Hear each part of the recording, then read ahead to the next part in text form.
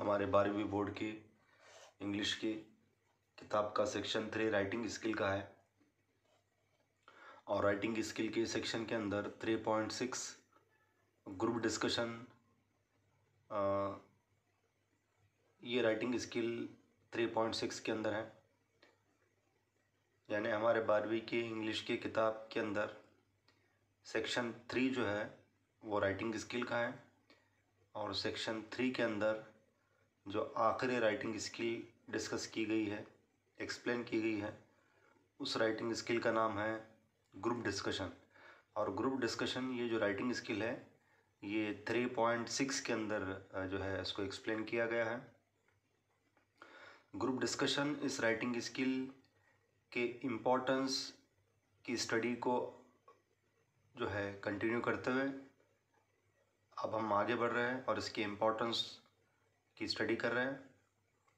Importance number 8, the participants either support or reject deny the particular idea topic with logical arguments.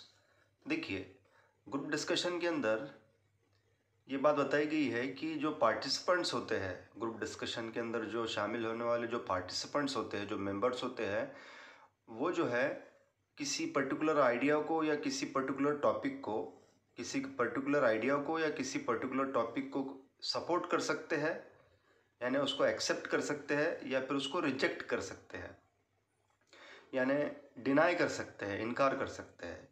इसका मतलब ये है कि group discussion करते वक्त अलग अलग मेंबरान, अलग अलग पार्टिसिपेंट्स जो अपनी अपनी राय पेश करते हैं, अपने अपने आइडियाज़ पेश करते हैं, अपने अपने पॉइंट ऑफ व्यूज़ पेश करते हैं, अपने अपने व्यूज़ पेश करते हैं, अपने अपने ओपिनियंस पेश करते हैं। तो ये जो ओपिनियंस हैं, तो ये जो ओपिनियंस है ये ग्रुप में पेश किए जाते हैं। तो ये जो अलग अलग ओपिनियंस जो पेश किए जाते हैं, अलग अलग जो थॉट्स पेश किए जाते हैं, अलग अलग जो आइडियाज़ पेश किए जाते हैं, अलग अलग पॉइंट ऑफ व्यू जो पेश किए जाते हैं, तो जो है इसको जो है एक तो ग्रुप में एक्सेप्ट भी किया जा सकता है या फिर उसको रिजेक्ट भी किया जा सकता है। अब मान लीजिए कि कोई पार्टिसिपेंट है,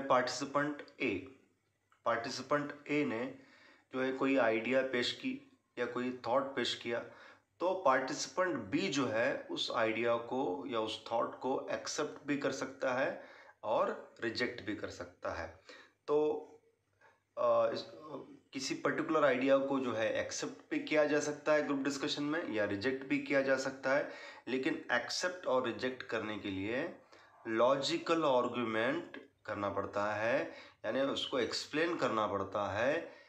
यानी कोई पर्टिकुलर जो है किसी पर्टिकुलर आइडिया को, किसी पर्टिकुलर थॉट को, किसी पर्टिकुलर पॉइंट ऑफ व्यू को अगर हम एक्सेप्ट कर रहे हैं, तो उसको हम वो जो आइडिया को एक्सेप्ट क्यों कर रहे हैं तो उसको जो है एक्सप्लेन करना पड़ता है। और अगर हम किसी आइडिया को रिजेक्ट कर रहे हैं तो उसको रिजेक्ट क्यों कर रहे हैं तो वो भी चीज़ को एक्सप्लेन करना पड़ता है। लॉजिकल आर्ग्यूमेंट्स के साथ जो है ये करना पड़ता है। Importance number 9, it is very important to listen others carefully before putting our views opinions। देखिए, बहुत अहम बात, ग्रुप डिस्कशन के अंदर जो है ये बात बहुत अहम है। देखिए क्या बात बताई जा रही, it is very important to listen others carefully.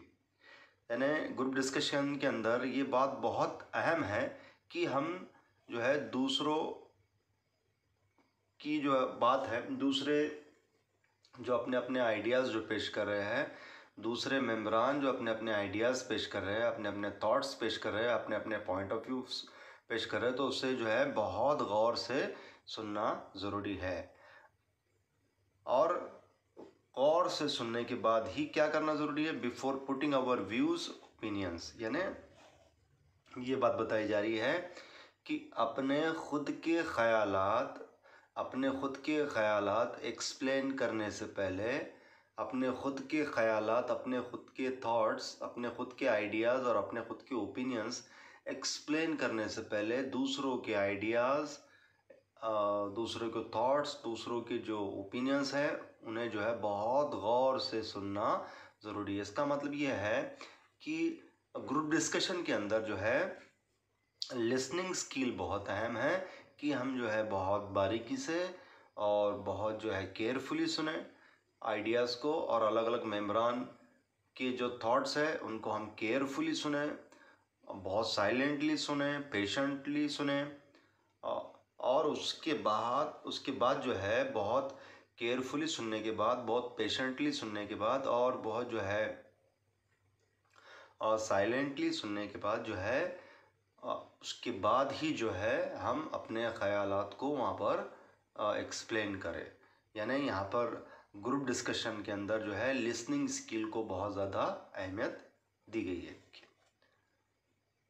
Number 10, importance number 10 देखिए, the participants can contribute to a group discussion in the following veg.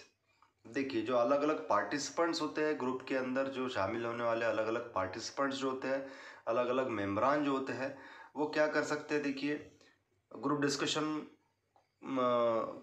को जो है ग्रुप डिस्कशन के अंदर जो है वो क्या कर सकते हैं।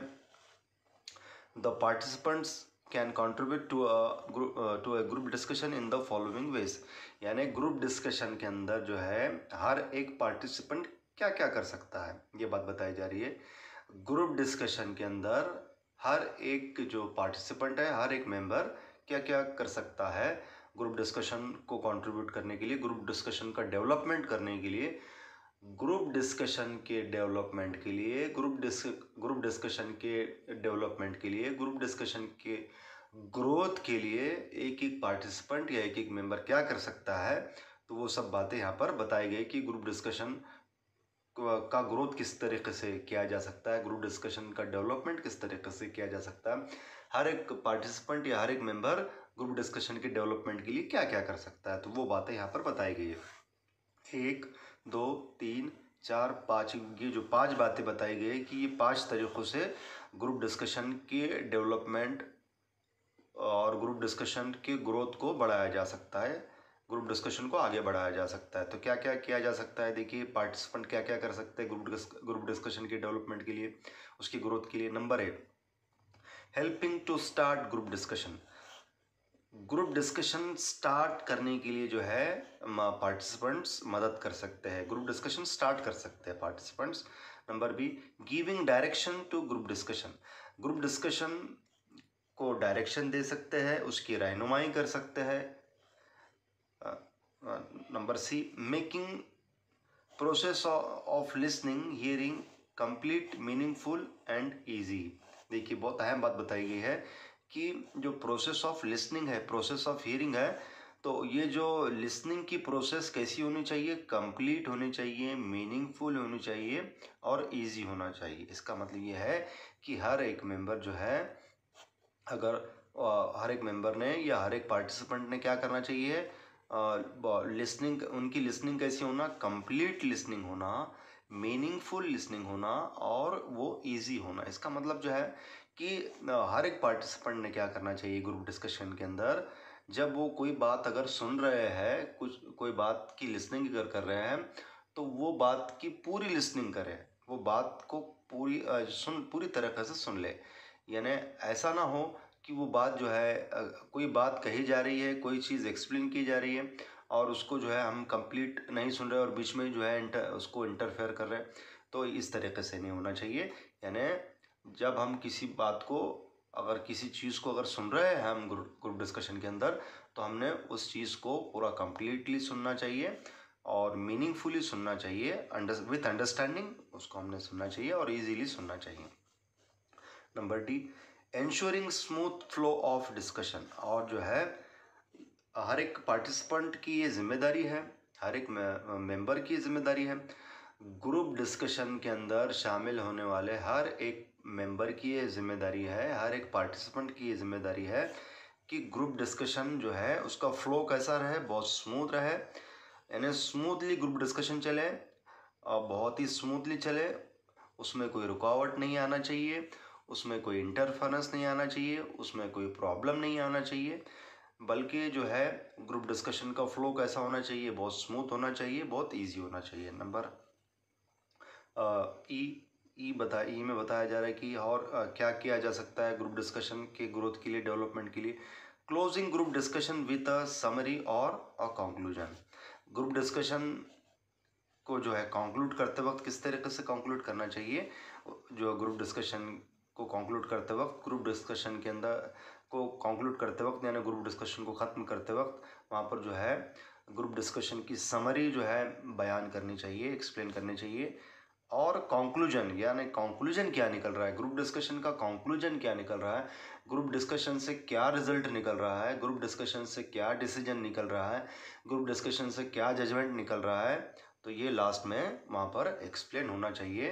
तो इस तरीके से ये इम्पोर्टेंस है ग्रुप डिस्कशन।